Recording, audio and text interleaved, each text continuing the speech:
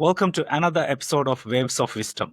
This is a podcast where I bring you the insights from experienced professionals from different areas where they have actually become unretirable. Today's guest is someone who doesn't just speak about personal branding, but who actually introduced personal branding to India. She's all the way from India. Joining us today is Tanvi Bhatt, widely celebrated the personal branding guru in India. As the founder of Tanvi Bhatt International, Tanvi has helped many leaders and change makers across the globe to actually bring out their voice, what she calls is unique voice, and their thought leaderships. From coaching CEOs and celebrity leaders to delivering over 400 speeches around the globe, Tanvi brings a powerful blend of strategy, storytelling, and spiritual alignment to the ways leaders show up and shine. In this conversation, we will explore what it means to build our personal brand, and that is not just successful but soulful. We'll talk about voice, vulnerability, visibility, and the mindset it takes to go from being a leader to becoming a legend. Welcome to the Waves of Wisdom. Wow, that was a lovely introduction. Thank you so much, Iyaz. It's an honor and a privilege to join you today and share a little bit of my journey and story with you and your audience. So very excited to share how I learned the hard way what it takes to truly become unretirable in your life. Wonderful. Tanvi, I think that would be a great start with. Let's start with how you start your journey and then how you became how you found this niche and you are staying on this course. Wow. Okay. This is a story not many people are aware of. So brace yourself. I'm a bioinformatics scientist turned management professional, turned keynote speaker, turned thought leadership strategist, and now also I'm a spiritual wellness startup founder. So that's been the curvature of my journey, personal growth, transformation, obviously professional milestones that I've had in my life. After my B school, I was placed with a pharma company because of my bioinformatics background. And I quit that job on the fifth day of my induction week. Now, the reason I did that is a different story altogether. But soon after that, one of my mentor told me, Tanvi, what is that one thing that's really helped you transform yourself? And I couldn't think of anything else but this one thing where I'd invested in myself immediately after my engineering days were over and just before I was going to enter into the B school world was I had learned the art and craft of public speaking from this iconic speaker in India known as Sabira Merchant. She's a legend in herself. And the kind of transformation, the confidence shift that brought into me as a person, even back then when I was like a 25-year-old kid, was second to none, I feel, because everyone appreciated that. I was like, yeah, if I could, feel this shift in myself and my confidence and how I show up, how I present myself, my ideas and my voice, I would love to, be that medium to help others do that. So my foray into entrepreneurship was to become a public speaking coach. So I did a couple of assignments here and there and realized that I'm terrible at sales. I'm like, after every assignment, if you have to go and knock, open doors, invite business, and seek out projects, I was like, I don't think I'm cut out for that. So that's when I was like, I need something that should position me as the go to expert in the industry, the go to public speaking coach that people seek out. And that's when I came across the whole philosophy of personal brand strategy. And I realized this is exactly what I need. So then I started scouting for a mentor. But to my shock and awe, in December 2011, in the era of LinkedIn, I was on LinkedIn as a young graduate. There was nobody in India talking about personal branding or offering it as a service as well. And obviously, that disappointed me even further. But then I actually realized, oh my God, if nobody's doing this, and if someone like me has just realized out of the blue that I need this, I want this, people don't even know what they don't know, what they are missing out on. And personal branding at that point of time as well was like a multi-million dollar industry in the US. So obviously, when you realize that, okay, there's an exciting opportunity, a gold mine to tap into, I said, okay, public speaking coaching is going to go on a back burner for now. I'm going to learn the art and craft of personal branding, build my own brand, help more and more leaders, thought leaders, authors, coaches, aspiring speakers to do the same. And that's how I got into the industry. It was April 20 when I kind of rebranded my company, Panache, which it was called back then, into India's very first personal brand strategy consulting outfit. And it's been 12 plus years, yeah, and we are here. Wonderful, wonderful story. And Tanvi, I think from your story also we know that it came out like a necessity for out of necessity for you, right? Yes. Yeah, at the beginning, where you are, like you said, you are looking for this personal branding. So, just to start with, to set the stage, why don't you explain to our viewers and listeners what is actually personal branding is? Great question to start the conversation with, Ayaz. For me, personal branding is the art and craft of positioning you as a thought leader in the industry, as a category creator, as the go to person for something that you do better, different, novel than anyone else in the industry. Because the knowledge is usually rehashed. If you look at most of the amazing books that you would kind of get your hands on, very limited times you will see a brand new perspective in it. And that is why I get very attracted to thought leadership, because thought leadership is all about you disrupting the status quo. You coming out with a brand new, revolutionary, thought provoking, mindset altering perspective on something that you figured out because of three things: your deep expertise, what you've learned and amassed in your life around your subject matter, the experiments you've done with that in your industry, in your life, in your career, and the experiences you gained thereof. When you combine these three things, that's when you're able to craft your own thought leadership of doing something different, better, and novel than others in your industry. And that's when you're able to birth a unique perspective on your subject matter. And that is the journey of building your personal brand. It's not about putting videos on YouTube. It's not about putting content on Instagram. It's not about creating viral posts for LinkedIn. That happens much later. But if your thought leadership quotient or intellectual property, as I like to call it, is not strong enough, none of that will matter. It will be a 15 seconds of fame. But true blue blood thought leaders are obsessed about doing something differently, just so that, like you beautifully said earlier, they lead with their vulnerability, or how I like to call it, a strategic vulnerability, what the world needs to know at that point in time about your journey, to position themselves as the creators or champions or founders or whatever new way of thinking, doing, creating that they have come up with as a part of their thought leadership. Build visibility around that idea, be vocal and champion that brand new idea, and be the North Star for everyone else to go test drive that idea in their respective lives. That's how you build your personal brand. Yeah, yeah, that's I think a great explanation of what a thought leader can actually do personal branding. Is personal branding applicable only for thought leaders? Well,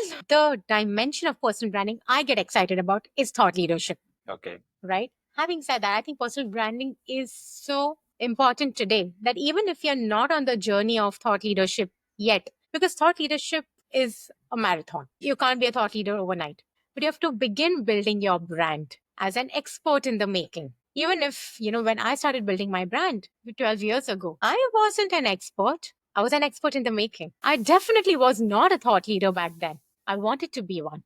So, thought leadership, think of it as the ultimate end game that you want to get there. And you start thinking like a thought leader from the day zero when you begin consciously and strategically building and managing your personal brand.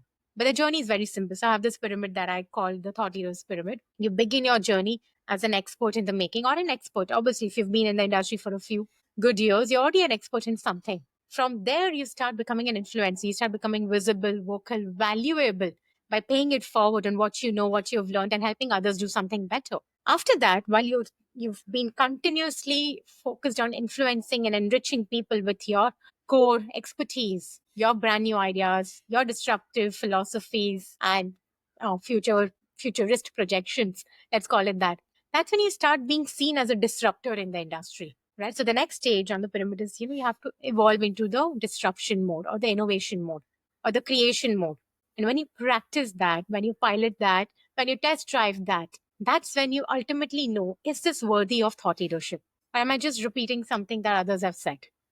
Or can I actually create my own brand of thought leadership around this disruption, innovation, or creation that I am obsessively passionate about today? So that's a beautiful journey of transcendence, from being an expert in the making to an expert, to an influencer, to an innovator or a creator, and to ultimately being then recognized as a thought leader in your industry. I think you said it very well. What is the difference between the famous saying which goes as make it, fake it till you make it, and the difference between your strategic approach to actually personal branding when you are not there yet? Yeah. I personally don't buy into the philosophy of fake it till you make it. And that's why I said earlier that I like to practice something called strategic vulnerability. I think we connect better with the flawed dimension of being human, instead of the perfection of being human. So when you are saying that you fake it till you make it, you're just faking that you are perfect, you are the expert. But when you lead with strategic vulnerability, saying, I'm madly obsessed about this topic, I live, breathe, sleep this topic or this idea. I may not be the expert yet, but this is my journey of learning, growing, evolving into this. And I'm here to share everything that amuses me in that journey. That is the beauty of showing up in a soulful way, like you said earlier, and not from a high horse of I know it all. Even if this is not approached strategically and somebody tries to fake it till they make it, can it backfire their brand? Oh, absolutely. There have been so many instances early on in my career when, Twitter was a huge thing back in 2013, 2014 in India, at least. And we would see these amazing Twitter influencers back then who had thousands and thousands of followers online. And when you would meet them in person, they literally had nothing to say to you. Like, the online personas were so different than who they were in real life. Like, the charm, the personality, the wit, nothing was there in offline when you would meet them. So it was such a huge disappointment for me. So yeah, when I think in today's day and age, it's more important to be authentic, to show up as who you really are, than trying to fake it till you make it, because that's not going to really outlive the common sense that people obviously are blessed with, most of them at least. Tanvi, when I looked at your journey, when I look at you, how you have evolved over time, and we have known each other for a few months now, but I have researched a little bit about your past and everything. You have gone and started speaking on TEDx stages also quite early on. And was it intentional when you started speaking? Was that a process of building your brand where you want to be where you are now? I never thought of professional speaking as a career because I was petrified of public speaking, and hence I had learned the art of speaking, right? I got myself coached. But when I got to this industry of personal branding, I realized that the industry does not exist in India. And the only way for me to make some waves or create a voice or a hype around the topic was to speak at events where my target audience was. So I never wanted to be a keynote speaker. I wanted to be a strategist. That was my early career objective, that I wanted to be a personal brand strategist, work with entrepreneurs and CXOs and help them build, manage, and grow their personal brand and build their profiles in the industry, because nobody was doing this for them. So to achieve that end goal, I was like, okay, I have to be present and visible and seen as an expert on the stages and platforms where this audience is coming and congregating. So I got myself invited to as many platforms as possible who would buy what I had to sell in terms of speak about personal branding, because nobody knew what personal branding is. Nobody wanted to speak about it. There were few companies and few leaders who obviously were aware of personal branding because they were working with global MNCs like KPMG, Deloitte, etc. And they were much more receptive to the idea because they've seen their counterparts do it in the West for years. So those are some really good strides that I made in the industry of being able to work with brilliant leaders across global MNCs and build my footing in this space to be recognized as the go-to person for personal brand strategy for aspiring thought leaders and, more importantly, CXOs in India. But public speaking or keynote speaking was never really a career strategy for me. It was a happy accident, I would say that. So it is just so you also evolve, right? Because personal brand in itself is evolving over time with the new platforms and currently with AI and stuff like that. Also, this is becoming a big thing. And you might know our good friend Jerome Joseph, who actually introduced personal brand into Singapore, and Yes, he of has course. written a beautiful book also on this, and he was a guest on my podcast as well previously. So I see him doing a lot of work on the part of AI, trying to personal brand in the using different AI platforms or virtual you and things like that. What do you think about this evolution? I think AI can definitely be a brilliant accessory in your journey of building a personal brand as your content machine.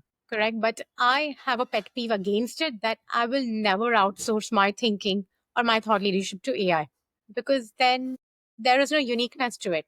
I know today most of the content on LinkedIn that you see today is churned out and literally copy pasted because of the availability of AI to do that for you. You never saw so many people be visible and vocal on LinkedIn just 3 years ago. What's changed? The ease of creating content has changed. The possibility has changed.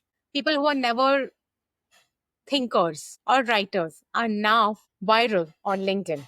Am I against that? Not really. Whatever works for you. But is that the way you can build thought leadership in the industry? I'm afraid not. AI is a great tool that you can use to fine tune your ideas, to do your research, to maybe help it give you a slightly different perspective that you want about your industry. It can definitely fast track your journey of content creation. But I would always recommend never use it to stop thinking And because also, that I think is you're right. Personally, for me, also, what the AI mostly has helped with is to actually for me to visualize what am I missing, because this is something sometimes even your closest friends, or unless you have a very close mentor who is regularly mentoring you, will not might not able to find out. But when I share this with AI, and then it's very easy to find out what am I missing. correct. I think that way actually we can, like you mentioned, we can accelerate the journey, because if you have taken like 15 years, currently, if somebody want to become a personal branding strategist, it doesn't have to take 15 years anymore, right? Because we even on the product launching or launching a book or writing a book, Yeah, we can actually test it out, right? We can see what it absolutely. missing. Yeah. And I'm really afraid of the chat GPT books out there because Yes, where is thought leadership in that? Of course, it's easier to churn out a book than ever before, but that's what makes it all the more challenging. of course, That yeah. what level of thought leadership do you trust? What should you follow? What's worthy of investing your time and energy in? So, in fact, in my journey, I've told more people not to write books than I've told them to write. If somebody comes and tells me, I want to write a book, I'm like, please don't. Until you're very clear on why you want to write the book and why does this need to be said? Or Exactly. is it truly a differentiated voice or value proposition in the conversation in the industry that you're adding with your book? Or if it's just copy paste, rehash of everything everyone's done. Just because to like some people think in personal branding you need to have, if you're a speaker, you need to also have a book to be a thought leader and things like that. I think you're right, it is the vice versa. Because you are a thought leader, you write a book. Not because you have a book you become a thought leader. Exactly. People miss that. The simplest thing, they miss that. They don't have thought leadership and they want to write a book. They want to Yeah, publish it yesterday and then they want to use that as a calling card to be seen as a thought leader in the industry. And when you open the book, you'll be like, okay, there's nothing new under the sun. Like, where is your thought leadership? Why should I listen to you? Why should someone pick up the book and read? And then what happens is there's also something I've observed of late in the speaking fraternity in India, at least, right? And now I would love to hear your perspective on what's happening in Maldives around this. Is that most of the speakers are not keynote speakers. They are trainers who also want to do keynote speaking. yes, A lot of them are also coaches who want to do keynote speaking, which is great. I think keynote speaking is such a fabulous industry and it's such a nascent state, especially in India and even in Maldives, as we were discussing the other yes. day, that there is a huge opportunity. But then again, are you coming on the stage and just being a trainer or a coach who is speaking, or you've actually learned the art, craft, and strategy of keynote speaking? Mhm. Because keynotes, what I've learned from my mentor, and I think he's the most fabulous speaker I've seen in this generation today, keynote speaking helps you shift your mindset, which is the art that a keynote speaker has, because he's honed his speaking prowess over decades of speaking in the industry as a keynote speaker. Against to a trainer or a coach. What is the job of a trainer? To impart skills. Yes, What's the job of a coach? To make you think or to give you a solution if he's mentoring you. yes. But the job of a keynote speaker is to completely orbit shift your thought process with the help of stories, insights, reflections, wisdom that will encourage you to think completely miles away from the box that you've caged yourself in. That's the job of a keynote speaker. And that is why it is obviously a multi-million dollar industry in the West where people have honed the art of keynote speaking. But in India, it barely exists. I think, yeah, I have met some great keynote speakers from India as well, and I think still the industry is quite new. That's why we have so few people. Even in Maldives, like you said, some people even on their LinkedIn put as a keynote speaker, but actually they what they do is just speak on different events or something like that. So Correct. in that sense, it might be better even for them to call themselves like expert speakers, speakers on an area rather than a keynote speaker. I think this clarity of this is like coaching and mentoring has that kind of gray area between them. I think still people have not in this part of the world people have not really identified or come to know what is keynote speaking is about. How I define the professional speaking industry mostly is one of my mentors actually told me, and I really thought that's a good analogy. Is as if it is like a beautiful cake. If the whole bundle you're offering is a beautiful cake, and then so you have your material, you have your workshops, you have your books, you have your content. All those things is the cake itself, and then you wrap it with icing. And that is your how you approach your customers or your branding and your contents you put out there every Correct. day, and then to make a difference. And the keynote can be the cherry you put on the top. Yeah. That's a Yeah. beautiful metaphor. So it derives from the keynote to everything else. But we also have seen people like my last guest on the show, Frederick Herron, was actually classic keynote speaker, and he doesn't do anything else. And I've seen only very few people like him who actually does only keynote speaking. Talking about speaking industry and speaking world, actually, why did you wanted to become a speaker? You said you are even afraid of speaking. Yeah, absolutely. Like I said earlier, for me, the journey of becoming a speaker has been accidental. I had to be present on industry platforms and forums where my target audience was that I wanted to work with. So what came first? Was it this professional speaking, or is it because of a job you are doing, or is it because of your obsession to actually promote personal branding, or why? Yes, you've nailed it now. My obsession to promote and evangelize personal branding in India birthed me as a speaker in the industry. Yeah, that was the only reason. Or else I don't think I would have become a professional speaker. No ways. I still remember like the first four, five, even maybe up to 10 stages, where, and in India, there's a funny thing, right? Most of the times I was not only the only woman in the room, I was the only woman speaker in the room. And to top it all, the cherry on my cake was that I was the youngest one as well in the room most of the time. Correct. So imagine, I was like back then when I started this around 26, 27 years old, Tanvi version of me, braving up, getting up on the stage. And in the audience, there are all CXOs, EPs, sometimes entrepreneurs, founders, industrialists coming from different walks of life. And they all have at least 20, 25 years of experience in the industry. And here I am getting up on the stage bravely, naively. And it just makes me laugh today when I look back at it that, how foolish or brave I was to be able to do that. But yeah, it was required at that point of time. And every time I would get up on the stage, my knees would still wobble back then because I was so nervous. I didn't know if I'm on the right stage. I didn't know how the audience is going to react or receive what I had to share. I didn't know if there would be a moment in the next 1 hour where I would absolutely freeze and forget everything that I wanted to say. Fortunately, that never happened. But yeah, my anxiety was usually at an all time high when I was doing this early on in the career. What was your biggest failure, which you back then thought, and then now you look back and laugh at? I can share two actually, and both happened during my TED Talks. Can you believe that? Okay.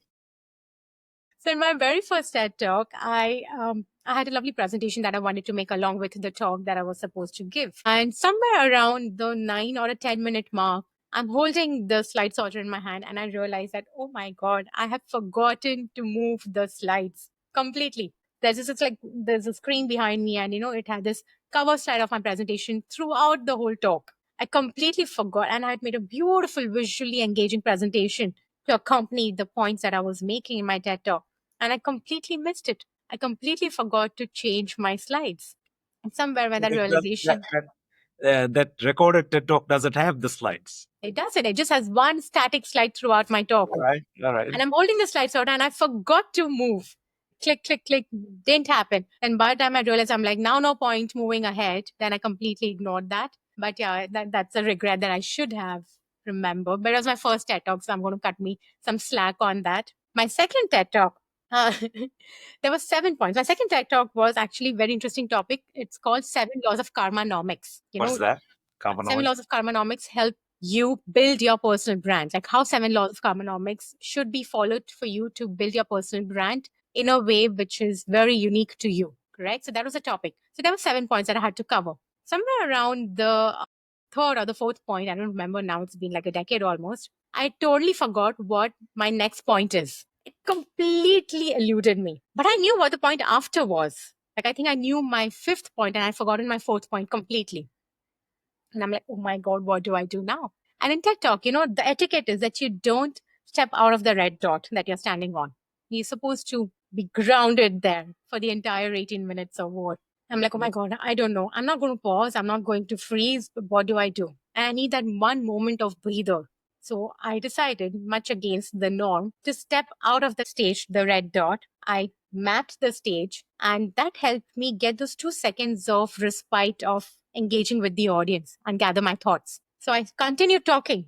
Mark you, I continued talking. What I decided to do, it's okay if I don't remember the fourth point, I'll directly jump to the fifth point. And hopefully the fourth point will come to me in due course of time. So I took a moment, I broke the eye contact, I started moving on the stage. I continued delivering the talk and stealing glances at the audience while moving. I delivered my fifth point. I reached the other side of the stage, was standing there for a minute or two till I finished my fifth point. And then, fortunately, the fourth point did come to me. So I'm like, okay, now I know the fourth, sixth, and the seventh point. Now I'm good. So I went back to the red dot and I completed the entire talk then. So yeah, things like this have happened, especially when it's a high Did pressure they situation. record your off the red dot part as well? Of course they did.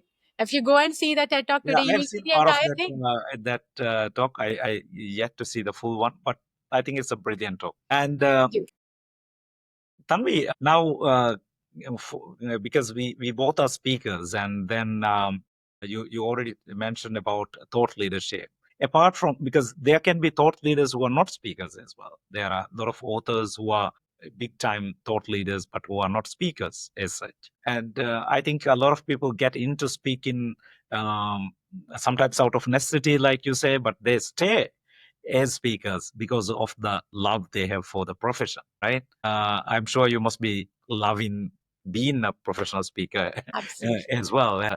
I saw that firsthand at the PSS 2025 in India when you were the MC for the last event, and I can see that glow, that you are very excited about it. So for speakers who want actually to project themselves as great speakers, or who want to become great speakers, what is the strategy they should follow actually, apart from what you said on the thought leadership part? What is the strategy they should follow in building their personal brand? Great. I think I really agree with what you said. Not every thought leader who's also an author, perhaps today, is looking at speaking, but most of them are because it's obviously great revenue for the business, and it is in alignment with the purpose why they are in the business of thought leadership or authorship, why they have written the book, because they want to take their message to as many people as they can. And what better way than doing it in real time to get real time feedback from your audience, correct? Because thought leadership in action via a book is more passive, but via a keynote or a speech is so active. You get the real time interactivity with your audience. You see your message sink in, the light in their eyes when they realize that this is what I needed to hear today, or this insight is going to shift my life, right? So, two things I always encourage any person who wants to evolve into a speaker is to learn the science of keynote speaking, and of course the art of public speaking, more importantly, correct? Now, public speaking is also a very funny business in India because a lot of motivational speakers also call themselves as public speakers, keynote speakers, etc. But they're not really keynote speakers. They're motivational speakers, which is okay. It's a different skill set altogether. Like you will not see a keynote speaker go and motivate people. Yeah. As you beautifully said, they're experts who become keynote speakers. They're change makers, disruptors, creators who become keynote speakers because they bring in a wealth of knowledge and wisdom on the table with credibility because they've been there, done that. So it's a beautiful live mentoring and also in action, actually, if you see, like, which is what makes it so different from coaching or training. Correct. So the two things that I want to leave behind with people is you have to know how to craft a keynote that actually sells. And keynote is not, and this was a mistake I was making for the first 8 years of my career. Like I was a keynote speaker. My brand of speaking was very inspirational, but I was not a storyteller. I didn't know how to tell stories. I'd never learned it. So that was a skill that I chose to learn from my own mentor. And I think that's really helped me evolve into the speaker that I am today. And am I a good storyteller? Perhaps not. Am I learning how to tell stories better? Definitely yes. So a good keynote speaker does not only have to bring in knowledge, wisdom, but it also has to bring in seasoned stories which weave in the message that he has to deliver as a part of the keynote. And that's a science, where you bring all these different things together. There's knowledge, there's wisdom, there's story, there is a key message that you want to leave behind, there is an insight that you want to have the audience reflect upon and go back and shift something in their life. There is humor that you need to bring in as a keynote speaker if you're able to, if that's a part of your brand and your persona, who you are as a person. And most importantly, is that audience engagement that you need to bring in as a keynote speaker as well. Because people are going to zone out for those 40 minutes if you're not going to engage them. So, all these things, it is so difficult while you learn the science of doing all these things in silo, doing it together in under 40 minutes while being a rock star on the stage is not easy. Yes. While you have 200 or 2000 eyes looking at you, perceiving you, judging you, criticizing you, and to leave that and to not operate from ego and to operate from a soul lens and to deliver with that level of service, the level of authenticity and commitment to your message is what truly makes a remarkable keynote speaker. Yeah. And of course, this is just the science of the content delivery. Now, there's an art of showing up on the stage. How do you seduce your audience with your ideas? How do you play with your voice craft? How do you ensure that you use literally devices like figures of speech or anything else to season your talk and deliver that impact at the next level that audiences create an experience of you in their hearts and minds? So basically, you're saying keynote speaker is like a performer of so many performing artists put together as one. Yeah, it is. It is You're definitely a you performance. you are a stage performer. You're a storyteller. You're a comedian. You can be a singer, for example. Some people I have Yes, seen sing it on absolutely. as part of their keynotes as well. And you can even be a dancer. I see a lot of speakers, get the whole audience up and dancing with them and having fun. So basically, what you are saying is that, right? It's like a keynote speaker has to have so many skills. It's not only about speaking, but also building that audience journey, right? Absolutely. But I would always recommend choose one or maximum two things that differentiate you. Like you don't have to do all of this. Like I can't Yes. sing without cats howling. I'm never going to do that on the stage. Yeah. But yeah, I do have my own sense of, sarcastic humor that I try and bring in whenever I can because that's who I am as a person.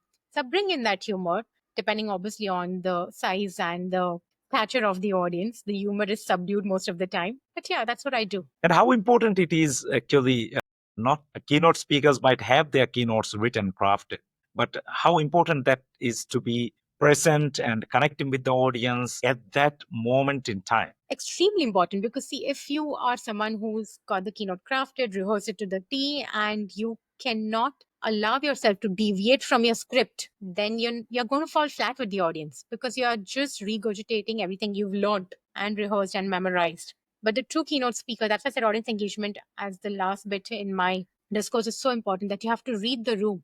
If your audience is not connecting or resonating with your message, if your audience is not laughing at your jokes, it means there's a cultural difference or a disconnect. If your joke is way too British, like, dry humor, your audience may not get it. You have to really read the room, understand the audience, check the pulse of what is too much or how much is too much also for them.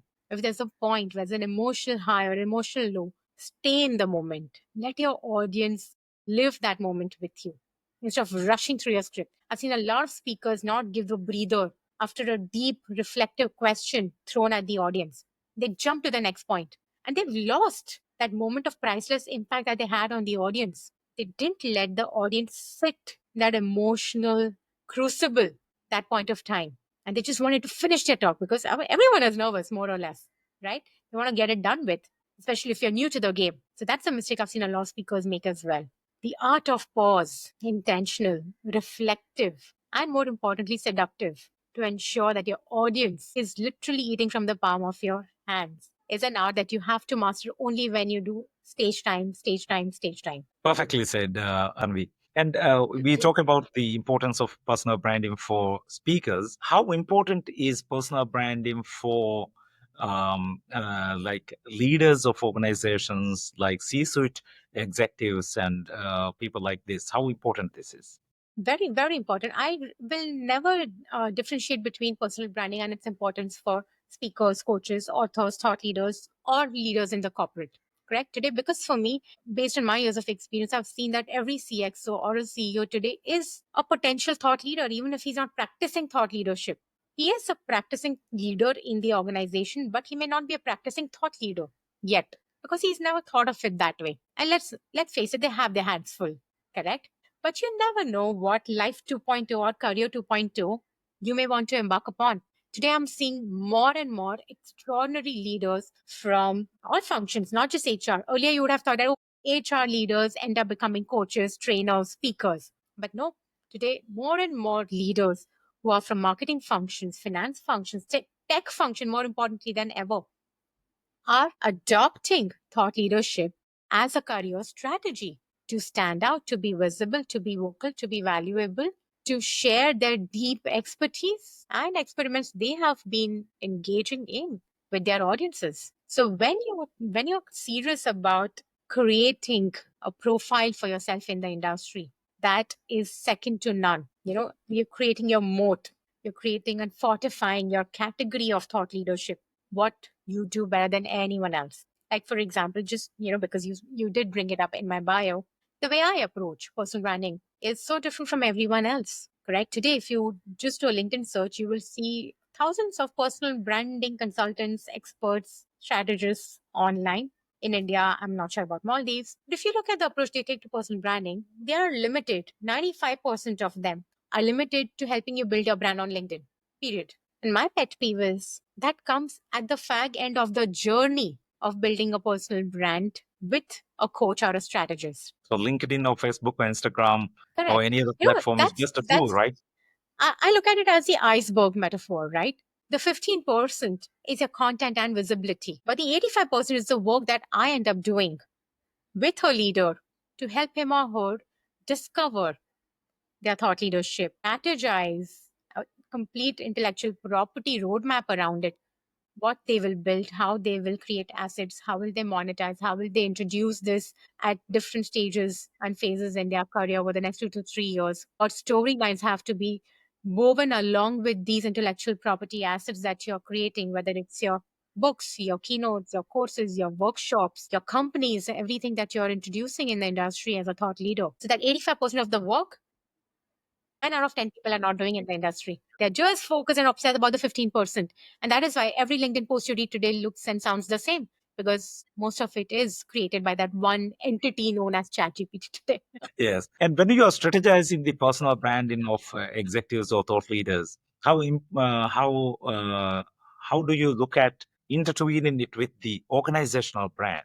Do you think that personal brand of executives is also impacting the organizational brand? How does that work? Absolutely. I think today, more and more organizations are waking up and realizing the fact that the organizational thought leadership is a summation of the thought leadership of all its star leaders. Correct. And that is why I've seen more and more demand over getting these leaders to think like thought leaders in the industry. I've had so many companies come up to me and tell me, Tanvi, we want you to create thought leaders in our organization, and not just at the C suite level, at -1 and -2 levels also, where we want these leaders before they reach the C suite level to start thinking like thought leaders, start showing up like thought leaders, start having a strong point of view and perspective on something.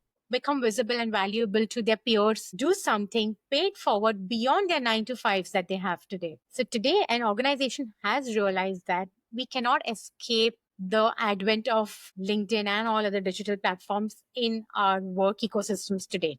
People may not Google you, but they will definitely LinkedIn you today. And to not show up on LinkedIn itself raises a lot of red flags in the industry.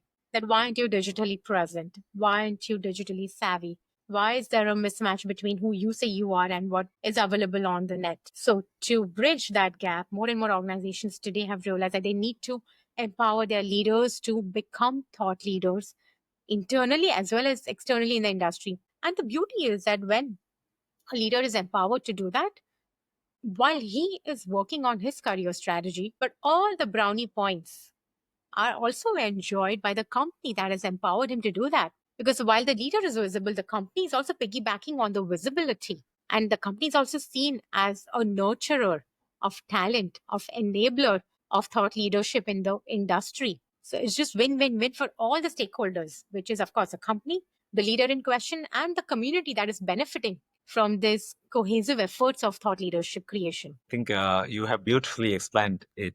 And Tanvi, we are coming towards the end of our podcast as well for today. But before that, I just want to take a few minutes to actually deep dive into my topic and how it relates with personal branding and your personal life and things like that. You already mentioned the word unretirable. Yeah. So in this series, what we are trying to look at is lives of people actually from different professions and different thought leadership who actually has embraced a lifestyle of becoming unretirable.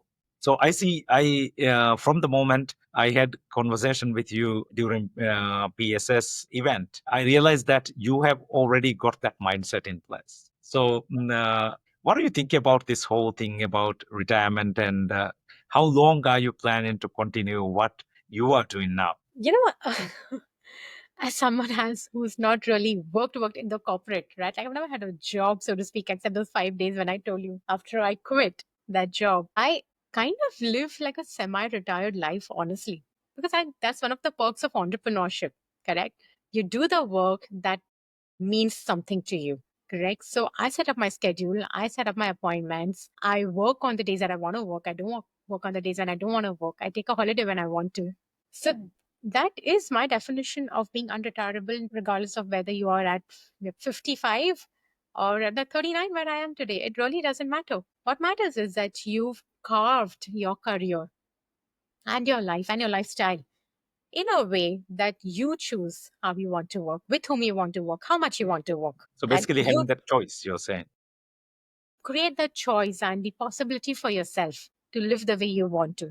Today, if you look at my life and the kind of work I do, I don't 10 calls a day. I'm very happy doing 3 to 4 calls a day maximum. That's my upper limit. These are coaching or consulting calls with my clients. And the rest of the time, I'm doing what I do, which is usually reading or listening to a podcast or catching up with friends or, meeting some interesting people in the industry that I can learn from, something new. So this is the definition of being unretirable for me. I'm not worried. I don't care if I'm not doing 10 calls a day and being uber productive or ensuring that my business is growing X every year, but that's just who I am. If you choose what kind of a life you want to live, where you want to invest your time and energy in, that's the beauty of being unretirable.